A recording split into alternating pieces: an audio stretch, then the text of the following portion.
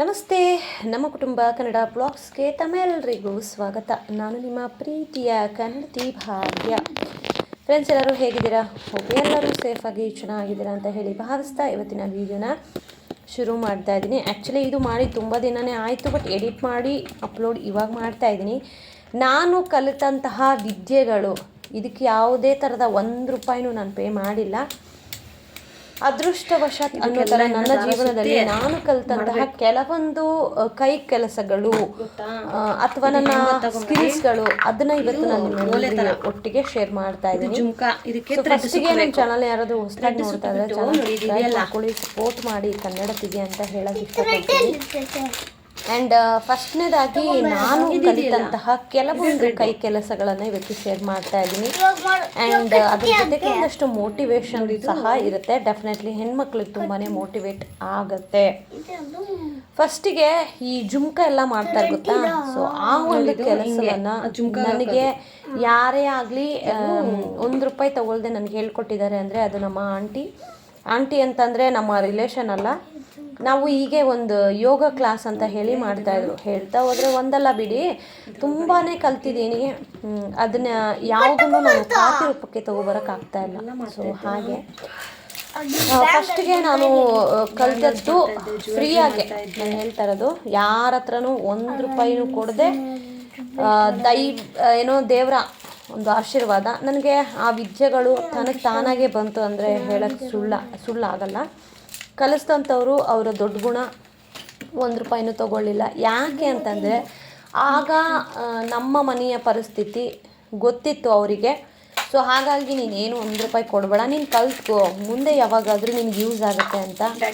But ಇವತ್ತು ಹೇಳ್ತೀನಿ, ಇದರಿಂದ ನಾನು ಅನ್ನ ದುಡಿತಾ ಇದ್ದೆ ಅಂದರೆ ತಪ್ಪಾಗಲ್ಲ. ಇವಾಗ ರೀಸೆಂಟಾಗಿ 1 ವರ್ಷದಿಂದ ಈಚೆಗೆ ಇದನ್ನೆಲ್ಲ ಸ್ಟಾಪ್ ಮಾಡಿದ್ದೀನಿ. ಬಿಟ್ಟರೆ ಅದಕ್ಕೆ ಮುಂಚೆ ಎಲ್ಲ ಸೀರೆಗೆ ಕುಚ್ಚು ಹಾಕೋದಿರ್ಬೋದು, ಫಾಲ್ಸ್ ಹಾಕೋದಿರ್ಬೋದು, ಬ್ಯಾಂಗಲ್ಸ್ ಮಾಡೋದು, ಜುಮ್ಕಾಸ್ ಮಾಡೋದು, ಆಮೇಲೆ ಈ ಓಲೆ ಜುಮ್ಕಾ, ಥ್ರೆಡ್ ಬ್ಯಾಂಗಲ್ಸ್ ಅಂತ ಆಗ ತುಂಬ ಫೇಮಸ್ಸು.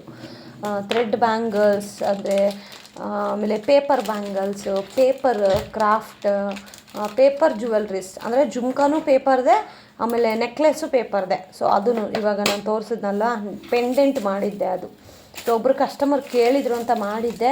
ಬಟ್ ಗೊತ್ತಿಲ್ಲ, ಅದಾದಮೇಲೆ ನನಗೆ ಮಾಡೋಕ್ಕೆ ಟೈಮು ಸಿಗಲಿಲ್ಲ, ಅದ್ರ ಬಗ್ಗೆ ಇಂಟ್ರೆಸ್ಟು ಹೊಟ್ಟೋಯ್ತು. ಬಟ್ ಯೂಟ್ಯೂಬ್ ಮೇಲೆ ಒಲವು ಜಾಸ್ತಿ ಆಯಿತು ನನಗೆ, ಯೂಟ್ಯೂಬ್ ಮಾಡೋಣ ಅಂತ ಹೇಳಿ. ಸೊ ಇದೂ ನಾನು ಒಂಥರ ಹೊಲಿದು ಬಂದ ಭಾಗ್ಯ ಅಂತಲೇ ಹೇಳೋಕ್ಕೆ ಇಷ್ಟಪಡ್ತೀನಿ. ತುಂಬ ಕಲ್ತಿದ್ದೀನಿ ಗೈಸ್. ನಾನು ಮದುವೆಗೆ ಮುಂಚೆ ಅಂದರೆ ದುಡ್ಡಿನ ಬೆಲೆ ನನಗೆ ಗೊತ್ತಿತ್ತು. ₹1 ವೇಸ್ಟ್ ಮಾಡಬಾರ್ದು ಆವಾಗ್ಲೂ. ಬಟ್ ಖರ್ಚು ಮಾಡ್ತಾಯಿದ್ದೆ, ಸೇವಿಂಗ್ಸ್ಗಿಂತ ಖರ್ಚು ಮಾಡ್ತಾಯಿದ್ದೆ. ಬಟ್ ಖರ್ಚು ಮಾಡೋದ್ರಲ್ಲೂ ಎಷ್ಟು ಖರ್ಚು ಮಾಡಬೇಕು, ಯಾವುದಾದ್ರೂ ವೇಸ್ಟ್ ಖರ್ಚು ಮಾಡ್ತಾಯಿದ್ದೀನಿ ಅನ್ನೋದು ನನಗೆ ಗೊತ್ತಾಗ್ತಾ ಇತ್ತು. ಸೊ ಆಗ್ಲೂ ಸ್ವಲ್ಪ ಫೈನಾನ್ಷಿಯಲಿ ನಾನು ಸ್ವಲ್ಪ ಯೋಚನೆ ಮಾಡಿನೇ ಡಿಸಿಷನ್ ತೊಗೋತಾಯಿದ್ದೆ. ಸೊ ಫಸ್ಟಿಗೆ ನಾನು ಕಲ್ತಿದ್ದು ಸ್ಕೂಲ್ ಟೈಮಲ್ಲಿ ನನಗೇನೋ ಒಂದು ಕಲಿಸಿದ್ದಾರೆ ಅಂದರೆ ಅದು ಸಂಗೀತಗಳು ಜಂಟಿ ಸ್ವರವರೆಗೂ ನಾನು ಕಲ್ತಿದ್ದೀನಿ.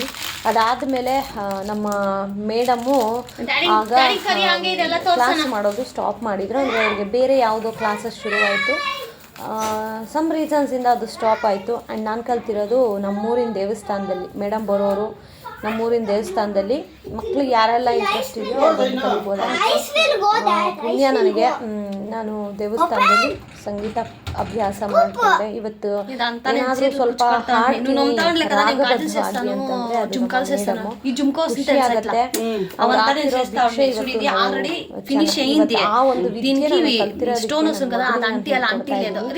ಸೊ ಜಂಟಿ ಸ್ವರಗಳು ಯಾರೆಲ್ಲ ಸಂಗೀತ ಕಲ್ತಿದಾರೋ ಅವ್ರಿಗೆ ಗೊತ್ತಿರುತ್ತೆ. ಜಂಟಿ ಸ್ವರಗಳು ಅಲ್ಲಿವರೆಗೂ ನಾನು ಕ್ಲಾಸಸ್ಸನ್ನು ತಗೊಂಡಿದ್ದೀನಿ. ಅದಾದಮೇಲೆ ನಾನು ಮದುವೆಗಿಂತ ಮುಂಚೆನೇ ಆಲ್ಮೋಸ್ಟ್ ಒಂದು 2 years ಅವಾಗಲೇ ನನಗೆ ಯೋಗ ಕ್ಲಾಸ್ ಕಲಿಯುವಂಥ ಭಾಗ್ಯ ಸಿಕ್ತು. ಸೊ ಅವಾಗ ಯೋಗ ಕ್ಲಾಸ್ ಹೇಗೆ ಅಂತಂದ್ರೆ ಅಲ್ಲಿ ಬೀಗ ತೆಗೆಯೋದು, ಆಮೇಲೆ ಅವ್ರು ಬರೋಕ್ಕಿಂತ ಗುಡ್ಸ್ ಬರ್ಸಿ ಕೊಡಬೇಕಾಗಿತ್ತು. ಆವಾಗ ಅವರು ನಮ್ಮಮ್ಮ ಇಟ್ಕೊಂಡು ಮೇಡಮ್ನ ಕೇಳಿದ್ರು, ನನ್ನ ಮಗಳಿಗೂ ಹೇಳ್ಕೊಡಿ ಮೇಡಮ್ ಅಂತ. ಅದಕ್ಕೆ ಮೇಡಮ್ ಅಯ್ಯೋ ಅಷ್ಟೇ ತಾನೇ ಅಕ್ಕ, ಕಲಿಸಿ ಪರವಾಗಿಲ್ಲ ಅಂತ. ಸೊ ನಮ್ಮಮ್ಮ ಪಾಪ ಹೇಳಬಾರ್ದು, ಬಟ್ ತುಂಬಾ ಸ್ಯಾಕ್ರಿಫೈಸ್ಗಳು ನಮ್ಮ ಜೀವನದಲ್ಲಿ ನಾವು ಸ್ಯಾಕ್ರಿಫೈಸ್ಗಳಿಂದನೇ ಎಷ್ಟೋ ವಿಚಾರಗಳನ್ನು ತೊಗೊಂಡಿದ್ದೀವಿ. ಬಟ್ ಅದಂತ ನನಗೆ ಹೆಮ್ಮೆನೂ ಇದೆ. ನಮ್ಮಮ್ಮ ನಮ್ಮಪ್ಪ ಅವತ್ತು ನಂಗೆ ಸಪೋರ್ಟ್ ಮಾಡಿದ್ದಕ್ಕೆ ಇವತ್ತು ಏನಾದರೂ ಕಲ್ತಿದ್ದೀನಿ ಅಂತ. ಬಟ್ ಕೆಲವೊಂದು ವಿಚಾರಗಳಲ್ಲಿ ನಾನು ಎಲ್ಲವನ್ನು ಶೇರ್ ಮಾಡ್ಕೊಳಕ್ಕಾಗದೇ ಇರ್ಬೋದು. ಕೆಲವೊಂದನ್ನು ಶೇರ್ ಮಾಡ್ಕೊಂಡಿದ್ದೀನಿ, ಕೆಲವೊಂದನ್ನು ನನ್ನ ಜೀವಮಾನ ಇರೋವರೆಗೂ ಕೆಲವೊಂದನ್ನು ನಾನು ಶೇರ್ ಮಾಡೋದಿಲ್ಲ. ಅದು ನನ್ನಲ್ಲೇ ಇರಬೇಕು, ನನ್ನಲ್ಲೇ ಇರುತ್ತೆ. ಸೊ ಅದಾದಮೇಲೆ ಪಾಪ ಅವರು ಹೇಳಿದ್ರು, ಸರಿ ಕರ್ಕೊಂಬಂದು ಕಳ್ಸಮ್ಮ ಅಂತ. ಆವಾಗ ಮೇಡಮು ನಮ್ಮಮ್ಮಂಗೆ ಪಾಪ ಅವರು ನಮ್ಮಮ್ಮ ಕೇಳಿದ್ದಕ್ಕೆ ನಮ್ಮಮ್ಮನಿಗೋಸ್ಕರ ನನಗೆ ಕ್ಲಾಸಸ್ ಹೇಳ್ಕೊಟ್ರು. ನಮ್ಮಮ್ಮನಿಗೆ ಏನು ಕೊಡಬೇಕಿತ್ತು ಅಂದರೆ ಅಲ್ಲಿ ಕಸ ಗುಡಿಸಿ ಬಾಗಿಲು ತೆಗೆದು ಇವರು ಬರೋಷ್ಟೊತ್ತಿಗೆ ಅದು ಎಲ್ಲ ರೆಡಿ ಮಾಡ್ತಾಯಿದ್ರಲ್ಲ, ಸೊ ಅದ್ರದ್ದು ಏನು ದುಡ್ಡು ಕೊಡ್ತಾಯಿದ್ರು, ಆ ದುಡ್ಡು ನಮ್ಮಮ್ಮ ತೊಗೋತಾ ಇರಲಿಲ್ಲ. ಆ ದುಡ್ಡಿಂದ ನನ್ನ ಮಗಳಿಗೆ ಯೋಗ ಕಲಿಸ್ಕೊಡಿ ಅಂತ ಅವತ್ತು ನನಗೆ ಯೋಗ ಕಲಿಸ್ಕೊಟ್ರು. ಅವತ್ತು ಅಷ್ಟೇ ಅಂದರೆ ನಾವು ₹1 ಕೊಟ್ಟಿಲ್ಲ. ಪಾಪ ನಮ್ಮಮ್ಮ ಅಲ್ಲಿ ಕ್ಲೀನ್ ಮಾಡಿ ಒರೆಸ್ತಾಯಿದ್ರು. ಒಂದೊಂದು ಸತಿ ನಾನು ನಮ್ಮಮ್ಮ ಎಲ್ಲಾದರೂ ದೂರ ಬರೋ ಫಂಕ್ಷನ್ಗೆ ಅಲ್ಲೆಲ್ಲ ನಾವು ಹೋದಾಗ 4:15ಗೆ ಯೋಗ ಕ್ಲಾಸ್ ಶುರುವಾಗೋದು. ಆವಾಗ ನಾನೇ ಹೋಗಿ ರೂಮ್ ತೆಗೆದು ನೀಟಾಗಿ ಕಸ ಗುಡಿಸಿ, ಯಾಕೆ ನಮ್ಮ ಮನೇಲಿ ಮಾಡೋದೇ ಅಲ್ವಾ, ನೀಟಾಗಿ ನಮ್ಮ ಮನೇಲಿ ಹೆಂಗೆ ಕಸ ಗುಡಿಸಿ ಮನೆ ಒರೆಸ್ತೀವೋ ಸೊ ಅದೇ ಥರ ಒರೆಸಿ ಅವ್ರು ಬಡೋಷ್ಟೊತ್ತಿಗೆ ರೆಡಿ ಮಾಡ್ತಾಯಿದ್ದೆ. ಸೊ ಹಾಗೆ ಎಲ್ಲವನ್ನ ಕಲ್ತಿದ್ದೀವಿ ಗೈಸ್, ಆದರೆ ಹೇಳ್ಕೊಂಡಿಲ್ಲ ಅಷ್ಟೇ. ಸೊ ಆವಾಗ ಯೋಗ ಕಲಿತೆ. ಯೋಗ ಇವತ್ತಿಗೂ ನನ್ನಲ್ಲಿದೆ, ನಾನು ಮಾಡ್ಕೋತೀನಿ. ಪ್ರಾಣಾಯಾಮ ಆಗಿರ್ಬೋದು, ಅದು ಎಲ್ಲನೂ. ಸೊ ಅದಾದಮೇಲೆ ಯೋಗ ಕ್ಲಾಸಲ್ಲಿ ಒಂದಷ್ಟು ಜನ ಒಳ್ಳೆಯವರು ಪರಿಚಯ ಆಗುತ್ತೆ. ಸೊ ಅದರಲ್ಲಿ ಒಬ್ಬರು ಮೇಡಮ್ ನನಗೆ ಸಿಟಿಯಿಂದ ಬಂದಿರ್ತಾರೆ. ಸೊ ಅವರು ನನಗೆ ಕುಚ್ಚು ಹಾಕೋದು ಹೇಗೆ ಅನ್ನೋದನ್ನು ಹೇಳ್ಕೊಡ್ತಾರೆ, ಅವ್ರ ಮನೆಗೆ ಕರೆಸಿ. ಸೊ ಅವರು ಉತ್ತರ ಕರ್ನಾಟಕದ ಬಳ್ಳಾರಿ ಆ ಸೈಡ್ ಅವರು. ಎಂಥ ಪೋಸ್ಟಲ್ಲಿದ್ದಾರೆ ಅವ್ರ ಮೇಡಮ್ಮು, ಅವ್ರ ಹಸ್ಬೆಂಡು ಅಂತಂದರೆ ಆ ಪೋಸ್ಟಲ್ಲಿ ಇದ್ದರೂ ಅವರು ಡೌನ್ ಟು ಅರ್ತ್ ಆಗಿ ನನಗೆ ಇಲ್ಲ ಭಾಗ್ಯ ನೀನಾದರೂ ಕಲಿಬೇಕು ನೀನು ಅಂತ ಹೇಳಿ ನಮ್ಮನೆ ಪರಿಸ್ಥಿತಿ ಗೊತ್ತಿತ್ತು ಅವ್ರಿಗೂ. ಸೊ ಅವಾಗ ನನ್ನನ್ನು ಕರೆದು ಇಲ್ಲ ನೀನು ಕಲ್ತ್ಕೋ ಇದು ಅಂತ ಹೇಳಿ ಸೀರೆಗೆ ಕುಚ್ಚು ಹಾಕೋದು ಅದೆಲ್ಲ ಕಲಿಸ್ಕೊಟ್ರು. ಸೊ ನಾನು ಶ್ರದ್ಧಾ ಭಕ್ತಿಯಿಂದ ಅವ್ರ ಮನೆಗೆ ಹೋಗಿ ಕುಚ್ಚು ಹಾಕೋದು ಹೇಗೆ ಅಂತ ನಾನು ಕಲ್ತ್ಕೊಂಡೆ. ಅದಾದಮೇಲೆ ಅವರೇ 1-2-3 ಆರ್ಡ್ರ್ಗಳು ಕೊಟ್ಟರು ನನಗೆ. ಸಿಂಪಲ್ ಕುಚ್ಚು, ಬೇಸಿಕ್ ಕುಚ್ಚು ಅದೆಲ್ಲ ಹಾಕಿ ಕೊಡ್ತಾ ಇದ್ದೆ. ಬೇಸಿಕ್ ಕುಚ್ಚಿಗೆ ನಮ್ಮ ಕಡೆ ₹250 ತಗೋತೀವಿ. ಸೊ ಫಸ್ಟ್ ಸತಿ ನಾನು ನನ್ನ ಕೈ ಕೆಲಸದಿಂದ ದುಡ್ದಂತಹ ದುಡ್ಡು ₹250. ಸೊ ಅದಾದಮೇಲೆ ಇನ್ನೇನು ಇದು ಕಲಿತೆ, ಕ್ರೋಶ ಹಾಕೋದು. ಆಮೇಲೆ ಕ್ರೋಶ ಹಾಕೋದು ಮೀನ್ಸ್ ನನಗೆ ಕುಚ್ಚಲ್ಲೆಲ್ಲ ಕ್ರೋಶ ಹಾಕೋಕ್ಕೆ ಬರೋಲ್ಲ, ಜಸ್ಟು ಅದು ಹೆಣಿಯಾಗಿ ಬರುತ್ತೆ, ಅದಕ್ಕೆ ಶೇಪ್ಗಳು ಕೊಡೋಕ್ಕೆ ಬರೋದಿಲ್ಲ. ಓಕೆ, ಆಮೇಲೆ ಅವರಿಂದನೇ ಕುಚ್ಚುಗಳೆಲ್ಲ ಹಾಕೋದು ಕಲಿತೆ. ಅದಾದಮೇಲೆ ಅವ್ರ ಜೊತೆಗಿರೋ ಇನ್ನೊಬ್ಬರು ಅವರು ಆಂಟಿ ನಮ್ಮೂರವರೇ, ಅವರು ಈ ಬ್ಯಾಂಗಲ್ಸು ಜ್ಯುವೆಲ್ರೀಸ್ ಇವೆಲ್ಲ ಮಾಡೋರು, ಮನೆಯಿಂದನೇ ಸೆಲ್ ಮಾಡೋರು. ಪ್ಯಾಕೆಟ್ಗೆ ಇಷ್ಟು ಅಂತ ಅವರು ಕಲ್ತರು. ಅವ್ರು ನನಗೆ ಕಲ್ತ್ಬಿಟ್ಟು ಇಲ್ಲ ಇದನ್ನು ಕಲ್ತ್ಕೋ ಅಂತ ಹೇಳಿ ನನಗೆ ಅವರು ಬ್ಯಾಂಗಲ್ಸ್ ಎಲ್ಲ ಮಾಡೋದು, ಜ್ಯುವೆಲ್ರಿ ಜಿಂಕಗಳು ಮಾಡೋದು, ಆ ಥರದ್ದೆಲ್ಲ ಹೇಳ್ಕೊಟ್ರು. ಸೊ ಇದೆಲ್ಲ ಕಲಿತಾ ಇದ್ದಾಗೇನೆ ನನಗೆ ಮದುವೆ ಮಾತುಕತೆ ಅನ್ನೋದು, ಆವಾಗ ಮದುವೆಗೆ ಹುಡುಗನ ನೋಡೋಕ್ಕೆ ಟ್ರೈ ಮಾಡ್ತಾರೆ. ಸೊ ಆವಾಗ ನಮ್ಮ ಯಜಮಾನ್ರು ಬರ್ತಾರೆ, ಅಂದರೆ ನಮ್ಮ ಯಜಮಾನ್ರು ನೋಡ್ಕೊಂಡು ಹೋಗಿ ಕನ್ಫರ್ಮ್ ಎಲ್ಲ ಆದಮೇಲೆ ಪುಣ್ಯ ಅನ್ನೋ ಹಾಗೆ ಆವಾಗ ನಮ್ಮ ಮದುವೆ ಎಲ್ಲ ಫಿಕ್ಸ್ ಆಗಿ ಮೋಸ್ಟ್ಲಿ ಇನ್ನು 6-7 ಮಂತ್ಸ್ ಇರೋ ಟೈಮಲ್ಲಿ ನನಗೆ ಟೈಲರಿಂಗ್ ಕ್ಲಾಸ್ ಕಲ್ತ್ಕೊಳ್ಳೋ ಭಾಗ್ಯ ಸಿಗುತ್ತೆ. ಅಂದರೆ ಊರಲ್ಲಿ ಆಗ ಕ್ಲಾಸಸ್ ನಡೆಸ್ತಾಯಿದ್ರು ಟೈಲರಿಂಗ್ ಕ್ಲಾಸ್. ಆಗ ನನ್ನ ಮದುವೆಗಿನ್ನ 8 ಮಂತ್ಸ್, ಮೇ ಬಿ 8 ಮಂತ್ಸು ಇಲ್ಲ ಗೈಸ್, ಒಂದು 6 ಮಂತ್ಸ್ ಅಂದ್ಕೊಳ್ಳಿ. ಲಾಸ್ಟ್ ನಾನು ಕಲ್ತಿದ್ದು ಮದುವೆಗೆ ಮುಂಚೆ ಅಂತಂದರೆ ಟೈಲರಿಂಗು. ಸೊ ಆ ಟೈಲರಿಂಗ್ ಕಲಿಬೇಕಾದ್ರೂ ಅಷ್ಟೇ ನಮ್ಮ ಯಜಮಾನ್ರಿಗೆ ಕೇಳಿದೆ ನಾನು, ಈ ಥರ ಟೈಲರಿಂಗ್ ಕಲಿಸ್ತಾ ಇದ್ದರೆ ನಾನು ಕಲ್ತ್ಕೋತೀನಿ ಅಂತ. ಸರಿ ನಿನ್ನಿಷ್ಟ ಕಲ್ತ್ಕೋ ಅಂತ ಹೇಳಿದ್ರು.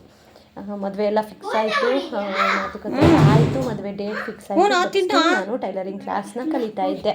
ನಮ್ಮೂರಲ್ಲಿ ಹೇಗಂತಂದರೆ ರಾಜಕೀಯ ಜಾಸ್ತಿ, ನನಗೆ ಮಿಷಿನು ಕೊಡಿಸ್ಲಿಲ್ಲ ಅವರು. ಅಂದರೆ ಅವ್ರ ಪರವಾಗಿ ನಾನು ಇರಲಿಲ್ಲ, ಇವ್ರು ಬೇರೆ ಪಕ್ಷಕ್ಕೆ ಸಪೋರ್ಟ್ ಮಾಡ್ತಾರೆ ಅಂತ ಹೇಳಿ ನನಗೆ ಮಿಷಿನ್ಗಳನ್ನು ಕೊಡಿಸ್ಲಿಲ್ಲ. ಬಟ್ ಸರ್ಟಿಫಿಕೇಟ್ ಎಲ್ಲ ಕೊಟ್ಟರು. ನನ್ನ ಜೊತೆ ಕಲ್ತವ್ರಿಗೆಲ್ಲ ಮಿಷಿನ್ ಎಲ್ಲ ಕೊಟ್ಟರು. ಅದೊಂದು ಸ್ವಲ್ಪ ಬೇಜಾರು.